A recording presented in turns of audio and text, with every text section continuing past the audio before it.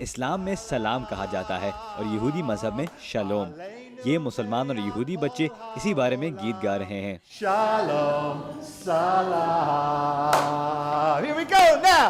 Oh yeah, shalom. Washington D C, ریاست Virginia اور میریلینڈ سے تعلق رکھنے والی چند یہودی اور مسلمان تنظیموں نے یہ ایونٹ منعقد کیا۔ اس ایونٹ کا مقصد تھا مسلمان اور یہودی طالب علم کے درمیان سمجھ اور بھائی چارہ بڑھانا۔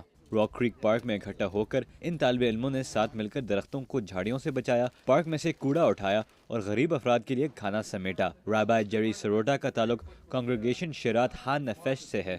اسلام اور یہودی مذہب دونوں میں دنیا کو بہتر کرنا، غریبوں کی مدد کرنا اور اپنے قدرتی ماحول کو محفوظ رکھنا بہت اہم تصورات ہیں۔ ہم اس کو متسوا کہتے ہیں اور مسلمان اس کو اصلاح کہتے ہیں۔ یہ درخت جھاڑیوں سے لپٹا ہوا تھا۔ ان سٹوڈنٹس نے مختلف آلات کی مدد سے ان جڑوں کو کاٹنے کی کوشش کی۔ رمانہ احمد جو مسلمان ہیں اور ہینا جو یہودی ہیں ساتھ مل کر اس درخت کو بچانے کے لیے کام کر رہے تھے۔ مجھے یہ بالکل عجیب نہیں لگ رہا، میں اسے لوگوں کو ملنے کے ایک نئے موقع کے طور پر دیکھ رہی ہوں۔ یہ لوگ ویسے بھی میرے اسکول کے لوگوں جیسے ہی ہیں اور ویسے بھی ہم سب امریکی ہی ہیں۔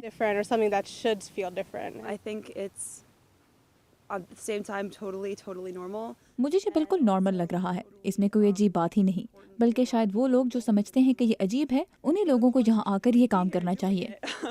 یہ درخت بھی خطرے میں تھا اور ان اسٹوڈنٹس نے اس درخت کو خطرناک بیلوں سے بچانے کی کوشش کی، لیکن ان کے لیے بہت مشکل ثابت ہوا اور ہمارا کیمرہ مین بھی ان کی مدد کرنے میں لگ گیا۔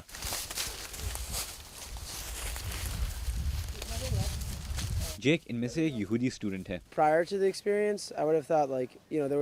ہاں، مجھے لگ رہا تھا کہ ایسی چیز میں مجھے عجیب سا محسوس ہوگا اور ہم لوگوں کے درمیان ٹینشن ہوگی، لیکن آج کے بعد مجھے لگا کہ مسلمانوں اور یہودیوں میں زیادہ فرق نہیں ہے۔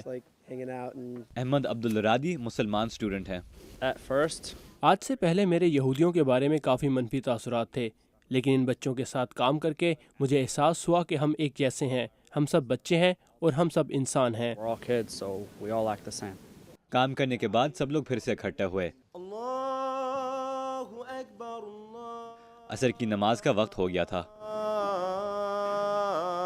جوشوا سلام جو اسلامی ادارہ ایڈم سینٹر سے تعلق رکھتے ہیں نے یہودی اسٹوڈنٹس کو نماز ساتھ پڑھنے کی دعوت دی۔ حالانکہ زیادہ تر یہودی اسٹوڈنٹس شاید جھجک گئے، کئی مسلمان کے ساتھ کھڑے ہوئے اور سجدہ بھی کیا۔